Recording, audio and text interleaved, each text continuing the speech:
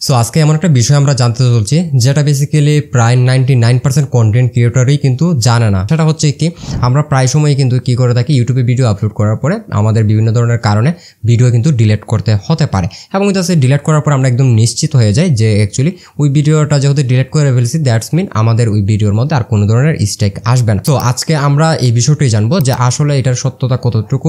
আমরা যদি কোনো ভিডিও ইউটিউব চ্যানেল থেকে ডিলিট করে দিই সেক্ষেত্রে স্ট্রাইক আসবে কিনা।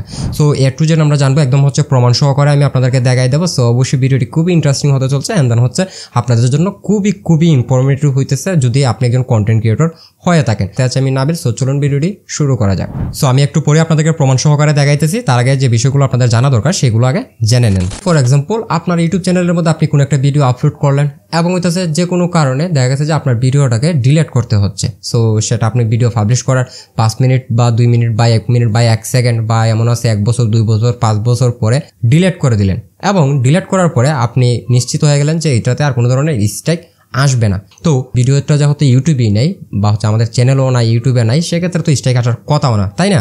বাট বিষয়টা কিন্তু এরকম না।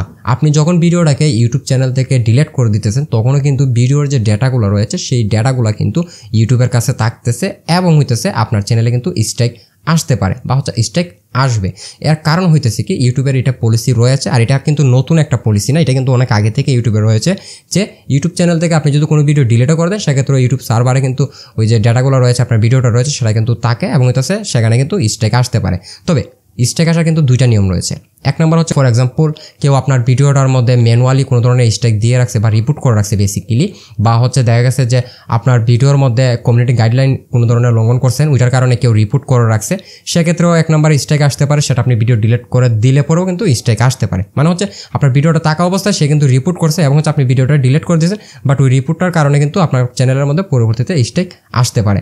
2 নম্বরে আপনার চ্যানেলের মধ্যে এমন একটা ভিডিও আপনি আপলোড করছেন, কমিউনিটি গাইডলাইন লঙ্ঘন করছে, এবং ওইটা কিন্তু ইউটিউব নিজেই ডিটেক্ট করছে। ইউটিউব কিন্তু আপনার যে ভিডিওগুলো আপনি পাবলিশ করতেছেন বা আপলোড করতেছেন সেগুলোও কিন্তু ডিটেক্ট করে রাখে যে কোন কোন ভিডিওর মধ্যে সমস্যা রয়েছে বা কমিউনিটি গাইডলাইন লঙ্ঘন করতেছে, এবং ইউটিউবও যদি ওইটাকে ডিটেক্ট করে থাকে এবং দেখা গেছে যে আপনার চ্যানেলে ভিডিওটা থাকা অবস্থায় কোনো ধরনের স্ট্রাইক আসে না, এবং আপনি ভিডিওটাকে ডিলিট করে দিয়েছেন, বাট আপনার ভিডিওর মধ্যে কিন্তু স্ট্রাইক চলে আসবে, কেননা ইউটিউব এটাকে অলরেডি ডিটেক্ট করে রাখছে।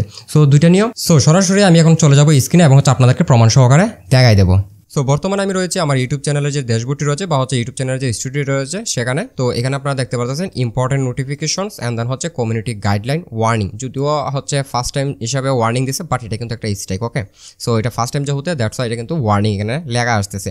এন্ড দেন আমি যদি এখানেও ক্লিক করি, আপনারা দেখতে পাচ্ছেন community guideline strike, no problem. তো এখানে দেখতে পাচ্ছেন উত্তরা মাইলস্টোন কলেজের কথা আপনাদের মনে আছে, কয়েকদিন আগে একটা দুর্ঘটনা ঘটছিল। তো ওইটা নিয়ে বেসিক্যালি আমি ভিডিওটা শর্টস করে ভিডিওটা আমার চ্যানেলে আপলোড করি, দেন পাবলিশ করি। তারপরে কিছুক্ষণ পরে আমার কেন জানি মনে হলো যে অ্যাকচুয়ালি এই ভিডিওটা আমি যদি আমার চ্যানেলে রাখি সেক্ষেত্রে স্ট্রাইক কমিউনিটি গাইডলাইন স্ট্রাইক আসার সম্ভাবনা রয়েছে।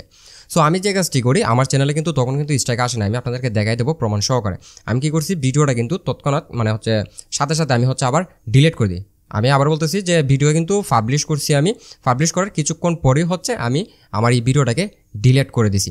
এখন দেখেন, ডিলিট করার পরে দেখেন ঘটনা হইতেছে আপনার জুলাই মাসের 21 তারিখে এই ঘটনাটা ঘটছিল, এবং ওই দিনে আমি ভিডিওটাকে শর্টসে আপলোড করছিলাম বা পাবলিশ করছিলাম, অ্যান্ড দেন আমি ওই দিনই ডিলিট করে দিছিলাম। বাট আমার চ্যানেলে দেখেন স্ট্রাইক আসছে 3 আগস্ট। দেখেন আমার চ্যানেলে কিন্তু ভিডিওটা কিন্তু নাই, আমি কিন্তু ডিলিট করে দিছি, বাট স্ট্রাইক আসছে 3 আগস্ট। তো আমার এই ভিডিওটা কিন্তু অলরেডি ডিলিটেড ছিল, আমি ভিডিওটা পাবলিশ করছি, অ্যান্ড দেন আমার কাছে মনে হইতেছিল যে ইয়েস এটাতে স্ট্রাইক আসার সম্ভাবনা রয়েছে, দ্যাটস ওয়াই আমি কি করছি, ভিডিওটাকে ডিলিট করে দিছি। বাট আমার চ্যানেলে কিন্তু ওই ভিডিওটার মধ্যেই কিন্তু স্ট্রাইক চলে আসছে। দ্যাটস মিন ইউটিউবের একটা পলিসি রয়েছে, রুলস রয়েছে যে আপনি যদি কমিউনিটি গাইডলাইন লঙ্ঘন করেন এবং তারা কিন্তু আপনার ডিলিট ভিডিওতেও স্ট্রাইক দিতে পারে। সো অবশ্যই যে কোনো ভিডিও ইউটিউবে পাবলিশ করার আগে বা আপলোড করার আগে সতর্ক হয়ে যাবেন যে এই ভিডিওটাতে কমিউনিটি গাইডলাইন লঙ্ঘন করে এরকম কোনো কিছু আছে কিনা, বা ইউটিউব কমিউনিটি গাইডলাইন লঙ্ঘন করবে কিনা বা স্ট্রাইক আসবে কিনা, এই জিনিসগুলো একদম 100% ক্লিয়ার হয়ে তারপর পাবলিশ করবে। সো গাইস, এই ছিল আমাদের আজকের ভিডিও। তো ভালো থাকবেন, আসসালামু আলাইকুম।